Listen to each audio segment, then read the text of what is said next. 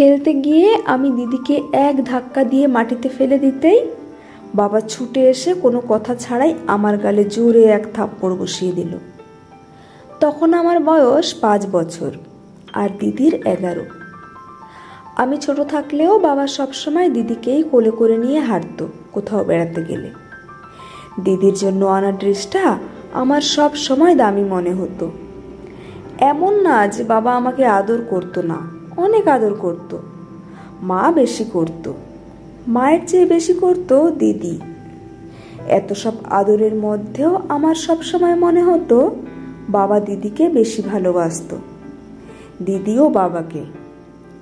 বাবা অফিস থেকে না আসা অবধি দিদি জেগে বসে থাকতো, সারাদিন কি কি করলো সেটা বক বক করতো। আমার বয়স বাড়তে বাড়তে আমি বুঝতে লাগলাম এইটা আমাদের ঘরের স্বাভাবিক একটা জিনিস। বাবা বিদ্যুৎ অফিসে কাজ করে আর আমরা যেটা থাকি সেটা একটা কলোনি, চারিদিক গাছপালাতে ঘেরা, সস্তা সেমি পাকা বাড়ি, সামনে একটা উঠোন। সেখানে সারা বছর ধরে কোনো না কোনো সবজি গাছ লাগানো হতো দিদি আর বাবা মিলে। শুক্রবার ভোরে চা খেয়েই ওরা সবজির বীজ নিয়ে নেমে যেত। বাবা তার সাদা স্যান্ডো গেঞ্জি আর নীল চেক চেক লুঙ্গিটা পরতো, দিদি ওড়না সামনের দিকে গিট্টি দিয়ে নেমে পড়তো। দুজনে মাটি খুঁড়তো, পানি দিত, সবজি লাগাতো। আর বাবার হাজার রকমের কথা, কোনটা কি সবজি, কোনটা কি পুষ্টি। আমার রুমের সামনেই ছিল উঠোনটা, জং ধরা লোহার জানলাগুলো দিয়ে ওদের সব কথা আমার কানে লাগতো। আমি মাঝে মধ্যে বিরক্ত হয়ে চেঁচামেচি করতাম। বাবা উল্টো আমাকে অকম্মা বলে ডাকতো। ঘরে ছেলে থাকতে আমার মেয়েকে বালতি করে পানি আনতে হচ্ছে। এক সময় বড় হতে হতে আমি দিদিকে বাবার তনয়া বলে খেপাতাম, এমনকি পুরো পাড়াতেও ওর এই নাম রটিয়ে দিলাম। রাস্তাঘাটে সবাই ওকে বাবার তনয়া বলে খেপাতো। ও প্রথম প্রথম রেগে গিয়ে মাকে নালিশ দিত, পরেও নিজেই বলতো, ঠিকই তো, আমি বাবার তনয়া। তো কি হয়েছে? দিদি মাছের কাঁটা খেতে পারতো না বলে মাছের পেটিটা সব সময় ওর জন্য রাখা হতো। যদি পেটি না থাকতো, বাবা তার পাওয়ার চশমা লাগিয়ে একটা একটা কাঁটা বেছে দিত। আমি এইসব নিয়ে সারাক্ষণ ঘ্যান ঘ্যান করতাম। এত বড় হয়েছে এখনো বাচ্চাদের মতো এত আদর দিয়ে মাথায় করে রাখার কি আছে? তাড়াতাড়ি বিয়ে দিয়ে দাও। দিদির বিয়ের কথা বললেই বাবা খেপে যেত। দিদির পরীক্ষা থাকলে বাবা সারা দিন দিদিকে নিয়ে বসে থাকতো আর আমাকে পাঠাতো রান্নাঘরে মাকে সাহায্য করার জন্য। আমি অভিমান সুরে মাকে বললাম, মা, দিদিকে বাবা এত ভালোবাসে কেন? মা রুটি বানাচ্ছিল, বেলনি দিয়ে রুটির উপর চাপ দিয়ে ঘুরিয়ে ঘুরিয়ে মা হেসে বলল, যেদিন জানবি কেন এত ভালোবাসে সেদিন মনে হবে এর চেয়ে সুন্দর দৃশ্য বোধহয় এই পৃথিবীতে আর নেই। মায়ের কথার অর্থ আমি বুঝিনি। আমি পিঁড়িতে বসে খুন্তি দিয়ে চাপ দিয়ে দিয়ে রুটি সেঁকতে লাগলাম। একসময় এইসব নিয়ে আমার আর মাথা ব্যথা ছিল না। আমি আমার জগৎ নিয়ে ব্যস্ত হতে শুরু করেছি। টাকা পয়সা লাগলে দিদির ব্যাগ থেকে নিয়ে নিতাম। ওকে বলতাম, বাবা তো তোকে দেবেই। আমার কিছু লাগলে আমি দিদিকে বলতাম, দিদি বাবাকে বলে এনে দিত। দিদি ভার্সিটিতে ভর্তি পরীক্ষা দেয়, মেরিটে এসেও যায়, কিন্তু সেটা বাসা থেকে অনেক দূরে, ওকে হোস্টেলে থাকতে হবে। তাই বাবা ওকে আমাদের কলোনির সামনের কলেজে ডিগ্রিতে ভর্তি করিয়ে দেয়। আমি খুব ক্ষেপে গিয়েছিলাম বাবার উপর। কতজন একটা সিটের জন্য কত যুদ্ধ করে জানো? দেশের কোন কোন প্রান্ত থেকে মেয়েরা এসে হোস্টেলে থাকে। ওর ফিউচার আছে না, ওর ফিউচারটা নষ্ট করে দিচ্ছ কেন? শুধু তুমি কি একমাত্র মেয়ের বাবা? যারা ওখানে থেকে পড়াশুনো করে ওদের কি বাবা নেই? ওরা কি মেয়েকে বিশ্বাস করে না? বাবা প্রথমবার আমার কথায় ব্যথিত হয়। চশমা রেখে আমার দিকে তাকিয়ে বলে, বলছিস ওর ফিউচার নষ্ট করে দিলাম? এখনো কি সুযোগ আছে ভর্তি করানো যাবে? আমি ভয় পেয়ে চুপসে গেলাম। আমতা আমতা করে বললাম, এখন আর কোত্থেকে? বাবা আমার সাথে প্রথমবার কাপা স্বরে কথা বলল, হবে না? তারপর দীর্ঘশ্বাস ফেলে বলল, রিপাকে তো বিশ্বাস করি, কিন্তু আজকাল যেসব খবর দেখি ভয় লাগে। যদি মেয়েটাকে হারাতে হয়, আমাকে যে ওর সারা জীবন খেয়াল রাখতে হবে। দিদি তখন চা নিয়ে ঢোকে, বলে, ওর কথায় কান দিও না তো বাবা, আমার নিজেরই ওখানে ভর্তি হওয়ার কোনো ইচ্ছে নেই। আমার সব বান্ধবী এইখানে ভর্তি হচ্ছে, আর মায়ের শরীরটাও দিন দিন এত খারাপ হচ্ছে, আমি নিজেই থাকতে পারবো না হোস্টেলে। দেখবে তখন 1 মাসেই ফেরত আসবো। তখন এই দিকেও পড়া হবে না, ওই দিকেও পড়া হবে না। আমাকে বাসা থেকে বিদায় করার ধান্দায় আছে তোমার ছেলে। বাবা তাও ফ্যাল ফ্যাল করে তাকিয়ে আছে। দিদি বাবার শার্টের পকেট বরাবর বুকে হাত রেখে বলে, বাবা মন খারাপ করো না প্লিজ। বাবা একটা দীর্ঘশ্বাস ফেলে। মায়ের শরীর দিন দিন আরো খারাপ হতে লাগলো। তারপর একদিন ভোরবেলায় মা আমাদের রেখে দিদির কোলে মাথা রাখলো। সব কেমন যেন শূন্য হতে গিয়েও হলো না। ঘরের সামনে ঠিকই বাগান বিলাসে উঠোন ভরে যেত। ঘরে সকাল বিকাল ধূপধুনো হতো। মায়ের হাতের রান্না মিস করার সুযোগ হয়নি। দিদি যেন মায়ের আরেক রূপ।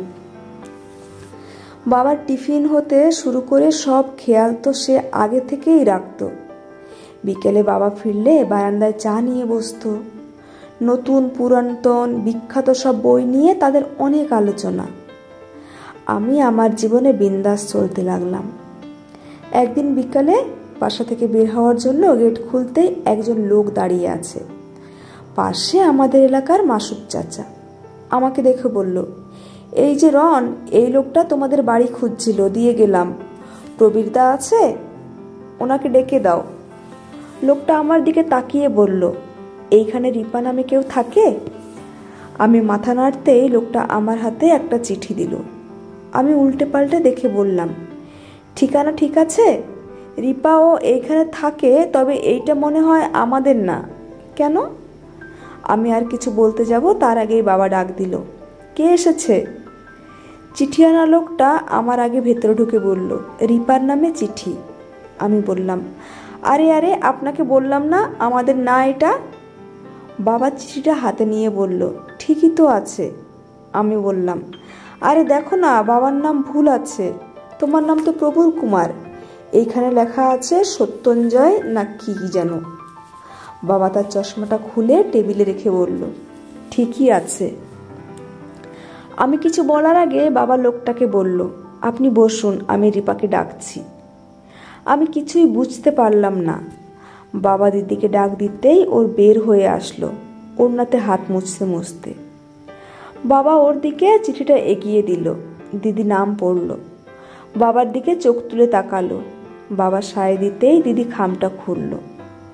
খাম খুলে কাগজটা পড়ে ওর চোয়ালটা শক্ত হয়ে উঠল। ওর বাবার দিকে চিঠিটা এগিয়ে দিল। বাবা ভাঁজ করে টেবিলে রাখলো। লোকটা দিদির দিকে তাকিয়ে রইল। দিদি লোকটার দিকে তাকিয়ে বলল, আমার লাগবে না এইসব, আপনি ওনাকে এইসব ফিরিয়ে দেবেন। এত টাকা ফিরিয়ে দেবেন? আমি কিছুদিন সময় দিচ্ছি, ভেবে তারপর উত্তর দেন। না, আমার ভাবার কিছু নেই। একবার আপনার বাবার কথা চিন্তা করুন, উনি। দিদি উচ্চস্বরে চেঁচিয়ে উঠল, যে লোকটা চেহারাটাও আমার মনে নেই, আমার কোনো ছোটবেলাই নেই, আমার মাকে যে লোক এত কষ্ট দিয়েছে, আমার কথা চিন্তা করেনি, এত বছর পর এসে টাকা দিয়ে তার কোন ধরনের দায়িত্ব পালন করতে হবে। উনি একবার আপনার সাথে দেখা করতে চায়। না, আমি ওনার সাথে দেখা করতে চাই না, আপনি আসতে পারেন। লোকটা বাবার দিকে তাকালো। বাবা বলল, মেয়ে বড় হয়েছে, ওর যা সিদ্ধান্ত ও যদি নিতে চায় আমার কোনো আপত্তি নেই, ও না চাইলে আমার কোনো জোর নেই। আমি বাকরুদ্ধ হয়ে তাকিয়ে আছি। লোকটা বের হয়ে যেতেই আমি বাবার সামনে গিয়ে বসলাম। দিদি দ্রুত ঘরের ভেতরে ঢুকে গেল, হয়তো নিজেকে সামলাতে। ভেতর থেকে চেঁচিয়ে বলল, লাল চা খাবে নাকি দুধ চা খাবে? বাবা বলল, তুই তো আবার লাল চা খাস না, আমার জন্য আলাদা আর বানাবি কেন? দুধ চাই দে, আর কাল তোর পছন্দ চিনি টোস্ট বিস্কুট এনেছিলাম, সেটাও আনিস। আমি বাবার দিকে তাকিয়ে আছি। এত শান্ত কিভাবে আছে ওরা? আমার মাথাটা এখনো ভো ভো করছে। আমি বাবার দিকে তাকিয়ে বললাম, বাবা। বাবা উল্টে রাখা বইটা সামনে নিয়ে চশমাটা চোখে দিয়ে বলল, বল। আমি কি বলবো? তুমি বলো। কি বলবো? দিদি। দিদি কি হয়েছে? এটা কি ছিল? বাবা বই সরিয়ে এইবার আমার চোখের দিকে তাকিয়ে বলল, নিশ্চয়ই এখন অনেক বড় হয়েছিস, বোঝার বয়স হয়েছে, বুঝতেই পারছিস। তোর মাকে যখন আমি বিয়ে করেছিলাম তোর দিদির বয়স তখন 5 বছর।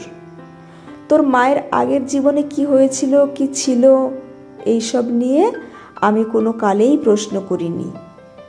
তবে এতটুকু জানতাম লোকটা আরেকটা বিয়ে করার জন্য তোর মাকে ডিভোর্স দিয়েছিল।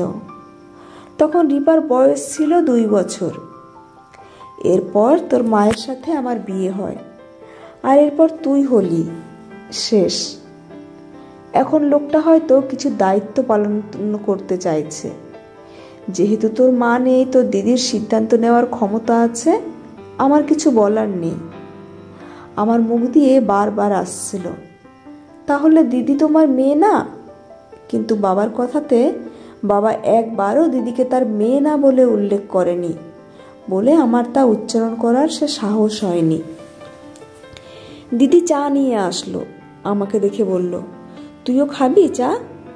আমি মাথা নাড়লাম। দুজনের চা 3 জনে ভাগ করে খেলাম। দিদি কাঁচামরিচ, পেঁয়াজ আর চিনি দিয়ে মুড়ি ভেজে এনেছে। বাবা বাচ্চাদের মতো খুশি হলো। বেশ ভালো কাজ করেছিস বলে এক মুঠো তুলে নিল। তারপর পেঁয়াজ আর কাঁচামরিচ এক হাতে তুলে নিয়ে মুড়িটা দিদির হাতে দিল। দিদি এইসব খায় না তাই। চা খেয়ে আমি বের হয়ে গেলাম। সব কেমন যেন এলোমেলো লাগছে। হঠাৎ এমন কিছু জানবো স্বপ্নেও ভাবিনি। সেদিন রাতে ঘরে ফিরেই মা যেখানে আমাদের সবার জন্ম নিবন্ধন সার্টিফিকেট রাখতো সব ঘেটে দেখলাম। বাবা মায়ের বিয়ে 5 বছর আগেই দিদির জন্ম। বাবা মায়ের বিয়ের 1 বছর পর আমার জন্ম। ঘরে তেমন কোনো পরিবর্তন নেই, কারণ ওরা সব জেনেই এত বছর একজন আরেকজনকে এত ভালোবেসেছে। আমি সারা রাত বিছানায় এপাশ ওপাশ করার পর ভোরের দিকে ঘুমিয়ে পড়লাম। সকালে বাবার কথায় ঘুম ভাঙল। আমার রুমে এসে বলল, ধর টাকা, কোথায় নাকি পিকনিকে যাবি, রিপা বলল। ওর টিউশনে টাকা দিতে চাইল, তাই আমি দিচ্ছি। নিজে নিজে ইনকাম করা শেখ, যখন তখন ওর ব্যাগ থেকে টাকা নিস না। আমি বিছানায় উপুর হয়ে শুয়েছিলাম। বাবা আমার বালিশের পাশে টাকাটা রাখলো। আমি উঠে বসলাম। আধঘুমো চোখে ঘরের বারান্দার দিকে বসলাম।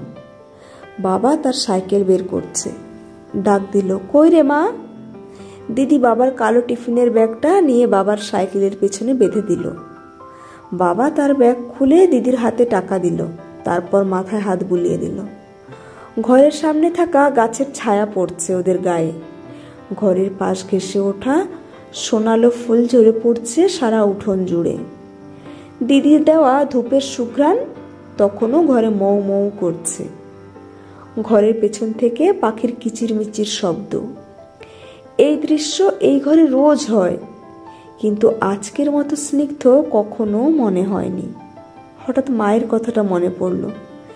যেদিন জানবি কেন এত ভালোবাসে, সেদিন মনে হবে এর চেয়ে সুন্দর দৃশ্য বোধহয় এই পৃথিবীতে আর নেই।